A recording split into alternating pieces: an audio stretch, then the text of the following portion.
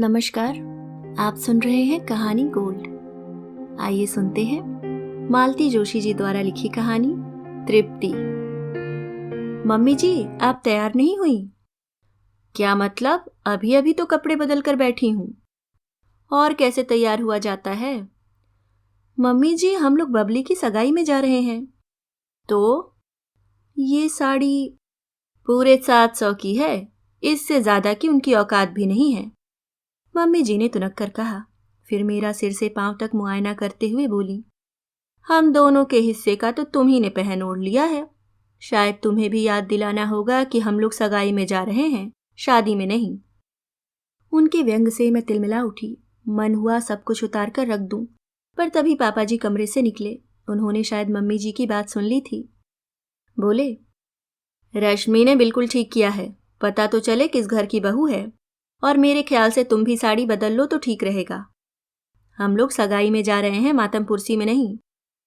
700 की साड़ी है, 1000 की होगी, पर ऐसी साड़ी पहनकर कोई ब्याह शादी में नहीं जाता, भले ही वह मेरी गरीब बहन का घर क्यों न हो। तो क्या बनारसी पहन लूं? बेशक। मम्मी जी बुरा सा मुंह बनाकर वहां से उठ गईं और कमरे में अंतर्ध्यान हो गईं। बंद होते दरवाजे की आवाज से ही पता चलता था कि वे कितनी नाराज हैं। कमरा बंद होते ही पापा जी मेरी ओर मुखातिब हुए। बोले, बेटे, तुम्हारे पास ऐसी कोई साड़ी होगी जो तुम्हारी मम्मी ने न देखी हो? मैं सोच में पड़ गई। ऐसी साड़ी कहाँ से होगी पापा जी? माँ के यहाँ से जो मिलती है वो तो दिखानी ही होती है। इधर उधर से जो गिफ्ट में आती है वे भी उनकी नज़रों से गुजरती है, और आप लोग जो लाते हैं वे तो उन्हें याद रहती ही हैं। साड़ी किसके लिए चाहिए? बबली के लिए? हाँ, वहाँ तो पास पड़ोस की भाभियों में होड़ सी लगी हुई है, पर मैं सोचता हूँ पहला हक तो हमारा बनता है। पापा जी ठीक कह रहे थे। पास पड़ोस वालों से तो ज्यादा नजदीकी रिश्ता हमारा था, और साड़ियां भी मेरे पास बेशुमार थीं। पर अफसोस तो यह था कि एक भी साड़ी बबली को नहीं पहनाई जा सकती थी। मम्मी जी का कोई भरोसा नहीं था, वे सबके सामने ही पूछ बैठती। पापा जी यह खतरा लेना नहीं चाहते थे। दोनों माँ बेटे तैयार होकर साथ ही नीचे उतरे। ये 3 पीस सूट में थे और मानो परफ्यूम में नहा कर आए थे। मम्मी जी ने छूटते ही कहा, तुम दोनों को आज क्या हो गया है? इतना बन सवर कर क्यों जा रहे हो? कल को तुम्हारी बुआ जी सबसे कहती फिरेंगी कि अपनी अमीरी का रोब डालने आते हैं। कहने दो मम्मी, जिसके पास है वह तो पहनेगा और ठाठ से पहनेगा। मुझे इनकी यह गर्वोक्ति जरा अच्छी नहीं लगी। इस मामले में दोनों माँ बेटे समान हैं, शान बघारने का कोई मौका नहीं छोड़ते। बस दोनों का ढंग अलग है। जिस वैभव पर ये लोग इतराते हैं वह तो पापा जी की अथक मेहनत का परिणाम है। एक तरह से उन्होंने शून्य से यह साम्राज्य निर्माण किया है, पर वे इन लोगों की तरह बड़बोले नहीं हैं। उनकी वृत्ति में एक ठहराव है, बातचीत में एक संयम है, आचार व्यवहार में सौम्यता है, इसलिए मेरे लिए श्रद्धास्पद हैं। गाड़ी में बैठते हुए मम्मी जी ने फिर कहा, वहां जाकर हमाली करनी पड़ेगी, सूट का सत्यानाश हो जाएगा। पापा जी बोले, तुम्हारे साहबजादे हमाली करेंगे? हम दोनों के हिस्से की हमाली मैं कराया हूं। अब तो स्वागत सत्कार ही करना है, उसके लिए यह ड्रेस ठीक है। थोड़ी देर शांति रही, फिर मम्मी जी ने पूछा, क्यों जी, लड़का क्या सचमुच इंजीनियर है? यह सवाल कितनी बार पूछोगी? पता नहीं क्यों मम्मी जी को यह बात हजम ही नहीं हो रही है। जब से बबली की शादी तय हुई है परेशान सी हैं। मम्मी, आजकल इंजीनियर बनना बहुत आसान हो गया है, गली गली कॉलेज खुल गए हैं। लोग सोचते हैं बड़ा तीर मार लिया, पर जब डिग्री लेकर सड़क पर आते हैं तब आटे दाल का भाव मालूम हो जाता है। बरखुरदार लड़का MPEB में असिस्टेंट इंजीनियर है, सरकारी क्वार्टर है, गाड़ी है, अर्दली है, मैं खुद देखाया हूँ। इसीलिए तो मैं हैरान हूँ, इतना अच्छा लड़का इन्होंने कैसे पटा लिया। इंजीनियर दूल्हे मुफ्त में तो नहीं मिलते। मुफ्त में क्यों मम्मी, अपना इतना बड़ा ATM जो है। पल भर को तो मम्मी जी के पल्ले कुछ नहीं पड़ा। बात समझ में आते ही वे चिहुक पड़ी। मामा जी बताइए तो कितने ढीले किए? अभी तक तो किसी से कुछ नहीं मांगा, पर जरूरत पड़ी तो मांग भी सकते हैं, और मैं दे भी सकता हूँ। आखिर मेरी इकलौती बहन की इकलौती लड़की की शादी है। पापा जी की यही बात मुझे अच्छी लगती है। सामने वाला बहुत बोलने लगे तो 2 टूक बात कहकर उसका मुंह बंद कर देते हैं। बुआ जी की गली में प्रवेश करते ही सजीला शामियाना नजर आ गया। धीमे धीमे शहनाई भी बज रही थी।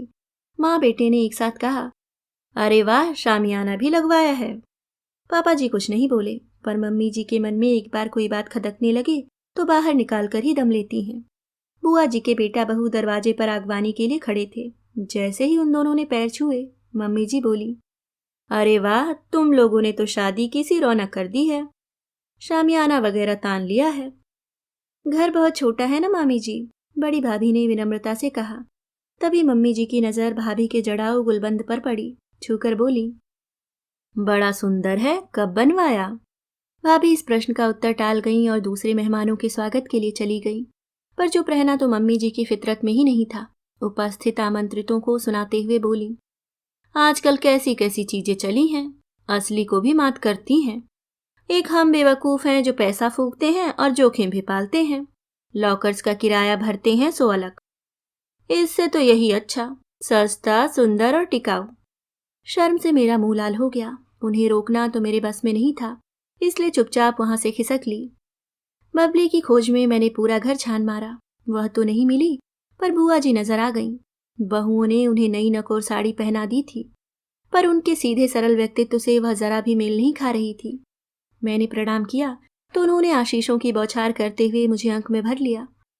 हमारी ननद रानी को कहाँ छुपा कर रख दिया है आपने? पूरे घर में देखा ही नजर ही नहीं आई। पार्लर गई है, बुआ ने पा को खूब लंबा खींचते हुए कहा। आजकल तो हर कोई पार्लर जाने लगा है। मम्मी जी के सिवाय ऐसी बात कौन कह सकता था। वे कब मेरे पीछे आकर खड़ी हो गई थी पता ही नहीं चला। मेरा तो खून खौल गया। किसी तरह अपने को जब्त कर मैंने कहा, और दिन न सही पर ऐसे मौकों पर तो लड़कियां पार्लर जाती ही हैं मम्मी जी। जाती होंगी, पर हमारी जिज्जी के यहाँ तो ये चोचले नहीं थे, चाहो तो पूछ लो। अब क्या करें, ननद भौजाई दोनों जिदिया गईं तो हमने कहा कि जाने दो, दुनिया जा रही है। अच्छा, तो छोटी भी गई है, तभी नजर नहीं आई। तभी वे मुझे नजर आ गईं, वे भी और बबली भी। छोटे भैया के साथ तीनों पापा जी की स्टीम से उतर रहे थे। पापा जी शायद सुबह गाड़ी और ड्राइवर यहीं छोड़ गए थे। मम्मी जी ने इस बात को नोट नहीं किया, इसी पर आश्चर्य हुआ। मम्मी जी ने छोटी भाभी को आते ही धर लिया। अरे वाह छोटी बहू, यहाँ मेहमान बैठे हैं और तुम बाहर मस्ती मार रही हो। छोटी भाभी ने भी तुर्की बतुर्की जवाब दिया। क्या करें मामी जी, कभी कभी हमें भी सुंदर दिखने की इच्छा होती है। फिर मेहमानों के लिए यहाँ आप थीं, अम्मा जी थीं, बड़ी भाभी थीं, हम भला कहाँ लगते हैं। और वह लाडो कहाँ है? लाडो सहेलियों से घिरी हुई लहंगा सूट लहराती चली आ रही थी। जिसका भी था सूट बहुत जोरदार था। मैं लपक कर उसके पास पहुंची। बबली जी, जरा कमरे में चलेंगी, आपकी चुनरी ठीक कर दूं।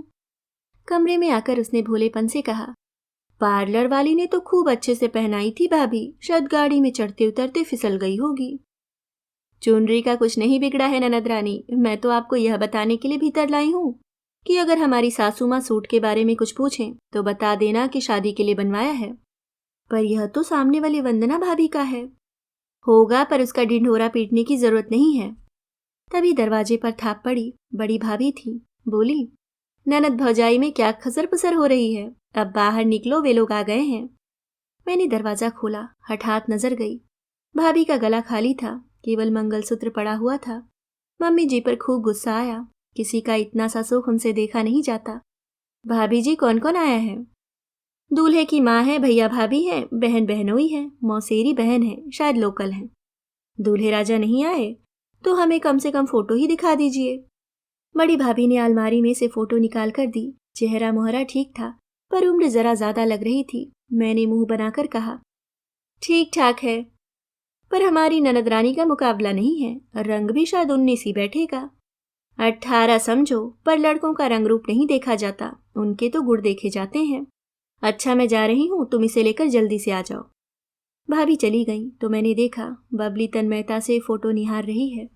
मैंने टहोका दिया तो भावुक होकर बोली, रंग रूप कैसा भी हो भाभी, सबसे बड़ी बात तो यह है कि ये लोग बिना दान दहेज की सिंपल शादी मांग रहे हैं।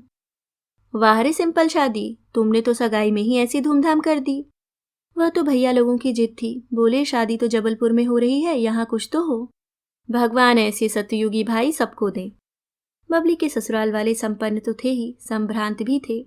उनकी वेशभूषा और बोलचाल में अभिजात्य झलक रहा था। बबली के लिए जो साड़ी और सेट लाए थे उसमें भी सुरुचि झलक रही थी।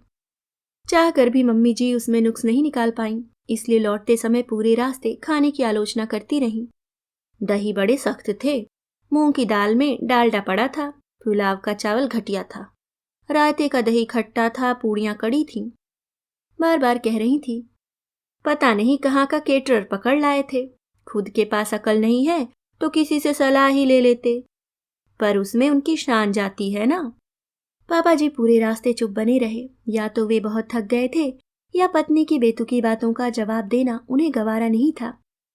श्रवण कुमार ही बीच बीच में आग में घी दे रहे थे। 3-4 दिन बाद की बात है, मैं और पापा जी दोपहर की चाय पी रहे थे।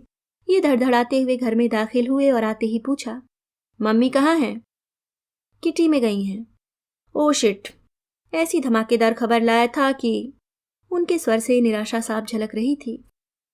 इतना मायूस क्यों होते हो बरखुरदार? अगर हमारे लायक हो तो हमें ही सुना दो। आपको क्या सुनाए पापा, आपके लिए वह खबर थोड़ी ही है, बल्कि आप तो उसके सूत्रधार हैं। मतलब? आपने तो हमें हवा भी न लगने दी कि श्रीमान इंजीनियर साहब यानी कि बबली के दूल्हे राजा डिवोर्सी हैं। आपने सोचा होगा कि किसी को पता भी नहीं चलेगा, पर पिताश्री ऐसी बातें छिपती नहीं हैं। छिपाने का मेरा इरादा भी नहीं था बेटे, मैं तो बस यह चाहता था कि सगाई तक बात पर पर्दा पड़ा रहे। समारोह में 4 लोग इकट्ठे होते हैं, 4 तरह की बातें करते हैं, फिर माहौल और मन खराब हो जाता है। कम से कम आप घर में तो बता सकते थे। इन्होंने रूठने के से अंदाज में कहा। अब पापा जी क्या बताते कि सबसे ज्यादा खतरा तो उन्हें घर ही से था। मम्मी जी को पता होता तो भरे मंडप में उद्घोषणा कर देती। ये आंधी की तरह आए थे, उसी तरह लौट गए। घर में एक सन्नाटा सा खिंच गया। बड़ी देर बाद मैंने कहा, पापा जी ये रिश्ता तो आप लाए थे ना? बबली के लिए आप ऐसा रिश्ता लाएंगे? वे कुछ क्षण मुझे देखते रहे, फिर बोले, रिश्ता तो बबली खुद लाई थी, मैंने तो बस औपचारिकताएं पूरी की थी। मैं समझी नहीं। लड़के की मौसेरी बहन बबली की कुलीग है, उसी ने बात चलाई थी। फिर बबली यह प्रस्ताव लेकर मेरे पास आई कि मामा किसी तरह मेरा यह काम कर दो, तुम्हारा एहसान मानूंगी। फिर करना ही पड़ा। हालांकि इतना सरल नहीं था। भाई लोग तो फिर भी मान गए थे, पर जिज्जी को मनाने में मुझे पसीना छूट गया। ये कोई लव मैरिज तो थी नहीं, फिर ऐसी क्या मजबूरी थी?